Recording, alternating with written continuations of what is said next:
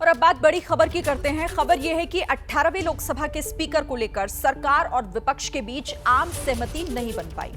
मतलब यह हुआ कि अब स्पीकर का चयन होगा चुनाव के जरिए। देश के इतिहास में ऐसा 72 साल के बाद होने जा रहा है जब लोकसभा स्पीकर पद के लिए चुनाव होने जा रहा है।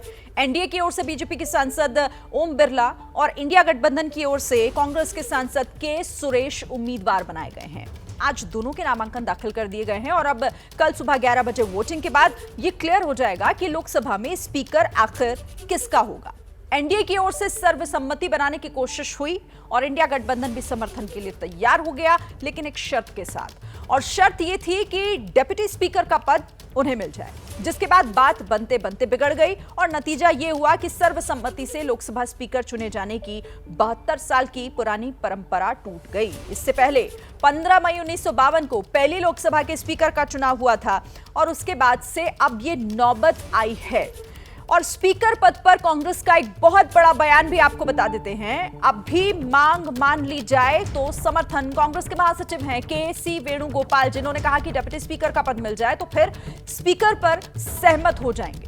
तो अभी भी ये कहा गया है कि मांग अगर मान ली जाती है तो स्पीकर पर सहमति दे देंगे। सुनिए जरा।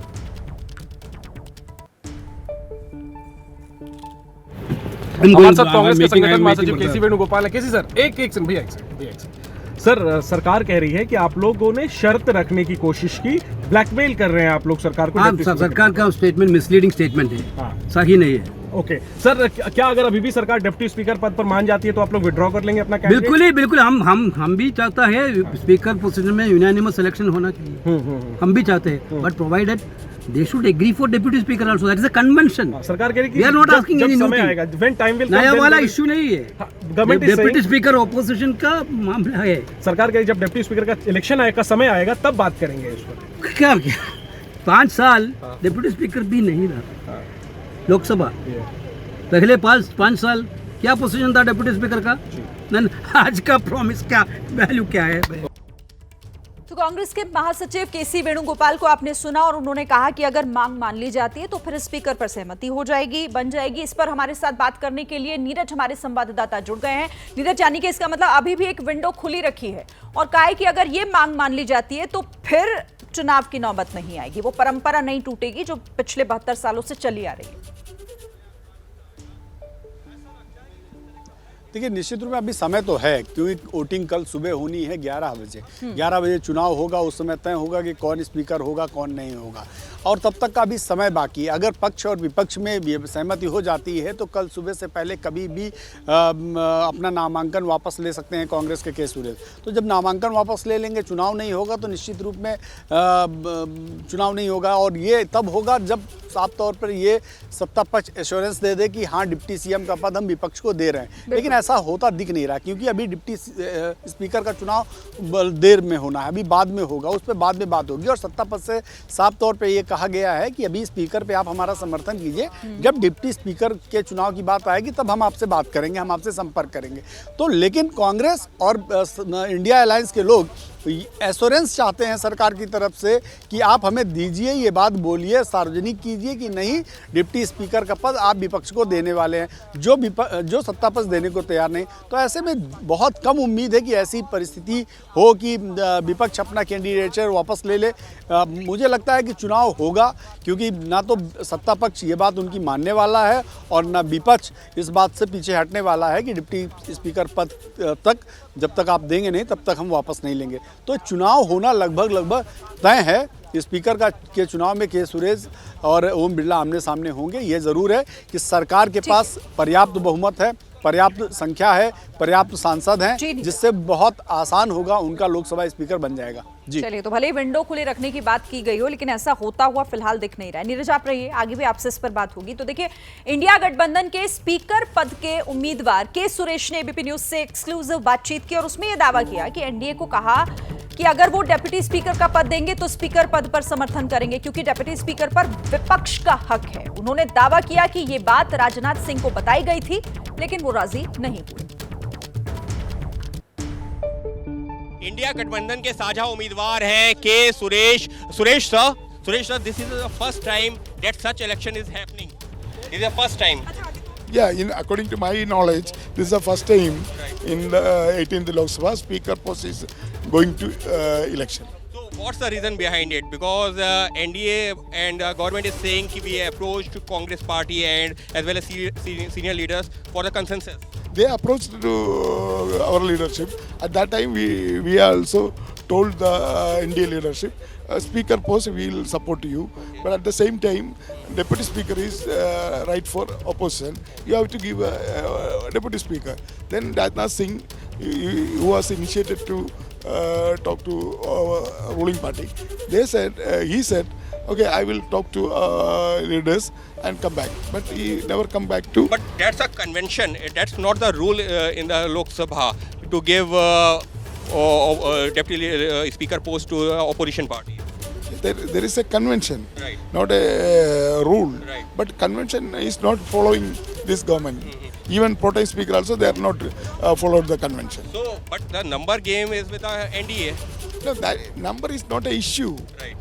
But the convention is most important. Right. Lok Sabha speaker and deputy speaker, they are the ruling party and opposition party. So they are these. After they elected the speaker and deputy speaker, they don't have any party affiliation. They are independent. So the house is everybody. Speaker and deputy speaker is having every member.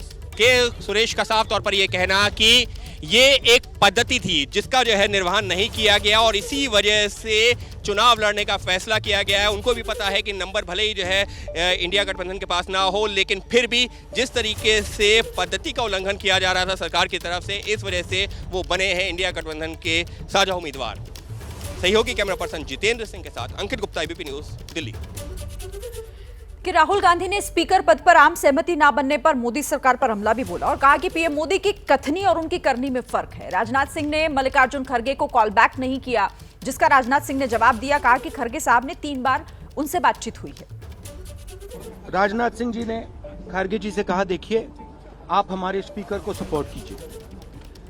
Opposition, पूरी opposition ने कहा है, हमने सब के सब से बात की है, पूरे ऑपोजिशन ने कहा है कि हम स्पीकर को सपोर्ट करेंगे, मगर कन्वेंशन ये है कि डेप्यूटी स्पीकर ऑपोजिशन को मिलना चाहिए। राजनाथ सिंह जी ने कल शाम कहा था कि वो खड़गे जी को कॉल रिटर्न करेंगे। अभी तक राजनाथ सिंह जी ने खड़गे जी का कॉल रिटर्न नहीं किया है। तो मोदी जी कह रहे हैं कंस्ट्रक्टिव कोऑपरेशन हो और फिर हमारे नेता को इंसल्ट करा जा रहा है। तो नियत साफ नहीं है। नरेंद्र मोदी जी कोई कंस्ट्रक्टिव कोऑपरेशन नहीं चाहते हैं, क्योंकि कन्वेंशन है कि डेप्यूटी स्पीकर ऑपोजिशन का होना चाहिए। तो मेरा कहना है कि नरेंद्र मोदी जी कहते कुछ हैं और करते कुछ हैं, यही इनकी फॉर्मूला है, यही इनकी स्ट्रेटजी है और इनको ये बदलना ही पड़ेगा। खड़गे जी का प्रश्न है, एक सीनियर लीडर हैं, मैं उनका सम्मान करता हूं। कल से लेकर आज तक उनसे 3 बार हमारी बात हुई। खड़गे जी का प्रश्न है, एक सीनियर लीडर हैं, मैं उनका सम्मान करता हूं। कल से लेकर आज तक उनसे 3 बार हमारी बात हुई। खड़गे जी का प्रश्न है, एक सीनियर लीडर हैं, मैं उनका सम्मान करता हूं। कल से लेकर आज तक उनसे 3 बार हमारी बात हुई। तो सुना आपने किस तरीके से अब इस पर भी घमासान मचता दिखाई दे रहा है। नीरज के पास एक बार फिर से चलते हैं। नीरज, देखिए, इस मांग को लेकर बार बार विपक्ष एक ही बात कह रहा है कि ये तो हक है विपक्ष का, आप डेप्यूटी स्पीकर पद दे दीजिए विपक्ष को और उसके बाद स्पीकर को लेकर यहां पर कोई घमासान होगा ही नहीं। देखिए, हक जैसी कोई बात नहीं, ये एक पद्धति थी कि पद्धति में हमेशा ऐसा होता रहा है कि डिप्टी स्पीकर पद विपक्ष को दे दिया जाता है। लेकिन जैसे पिछली बार देखिए, स्पीकर पद ही नहीं है। अभी भी कई राज्यों में सरकार है, 6 राज्यों की मैं बात बता दूं जहां पर या तो उन्हीं की पार्टी का डिप्टी स्पीकर है या डिप्टी स्पीकर का पद ही नहीं है। चाहे आप बंगाल का ले लीजिए, चाहे तमिलनाडु का उदाहरण ले लीजिए, या जहाँ भी कांग्रेस रूल्ड स्टेट है, केरला का उदाहरण ले लीजिए, वहाँ विपक्ष के पास डिप्टी स्पीकर का पद ही नहीं है। तो देखिए, ये एक पद्धति है, रूल नहीं है। अगर सरकार चाहे तो ये दे सकती है, सरकार अगर नहीं चाहती है तो वो नहीं दे रही है। पिछली बार आप देखें 2019 में डिप्टी स्पीकर पद ही नहीं रहा, पूरे 5 साल ये खाली रहा। उससे पहले AIDMK के थम्बी दुरई डिप्टी स्पीकर थे, जो कि NDA का बहुत बाद में हिस्सा बने थे। तो कहने का मतलब ये है कि अभी फिलहाल जो परिस्थिति है उसके अनुसार अगर सत्ता पक्ष के पास बहुमत है और वो चाहता है कि नहीं विपक्ष को डिप्टी स्पीकर पद, क्योंकि डिप्टी स्पीकर पद भी एक्विवेलेंट टू लगभग स्पीकर हो जाता है। ऐसे में सत्ता पक्ष या सरकार नहीं चाहती है कि बिटवीन द गवर्नमेंट कोई बीच में कंट्रोवर्सी क्रिएट हो या कभी कोई विवाद हो और कभी ऐसी कोई परिस्थिति आए जिसकी वजह से विवाद पैदा हो। तो ये बात का विषय है, लेकिन फिलहाल इस मामला जो है वो है चुनाव स्पीकर का। अगर स्पीकर का इलेक्शन है और स्पीकर के इलेक्शन में अब तक ऐसा होता रहा है कि यदि आपके पास बहुमत नहीं है तो आप सामने वाले का सपोर्ट करते हैं। ये पहली बार देखने को मिल रहा है सीधे तौर पर। वैसे इससे पहले भी 2 बार लोकसभा स्पीकर के लिए चुनाव हो चुका है, एक 1952 में देखना होगा कि इस पर कोई सहमति बनती है या फिर सीधा कल 11 बजे चुनाव ही होगा। नीरज, आप नजर इस पर रखिएगा। फिलहाल शुक्रिया आपका इस तमाम जानकारी के लिए। सीबीआई सूत्रों के मुताबिक बिहार पुलिस की जांच में कई महत्वपूर्ण चीजें निकलकर सामने आई हैं। पूरे पेपर लीक कांड को लेकर एक संगठित तरीके से इसे अंजाम दिया गया था। पेपर करीब 48 घंटे पहले लीक हुआ और जिन कैंडिडेट्स ने पैसा दिया उन्हें 1 रात पहले ही इसे मुहैया करवाया गया। यही वजह है कि पेपर लीक पैन इंडिया नहीं हो पाया। आरोपी इतने शातिर थे कि उन्होंने कैंडिडेट्स को लीक क्वेश्चन पेपर का लिमिटेड एक्सेस ही दिया था। अभी तक क्वेश्चन पेपर के बॉक्स में किसी भी तरह की छेड़छाड़ का कोई भी सुराग नहीं मिला है।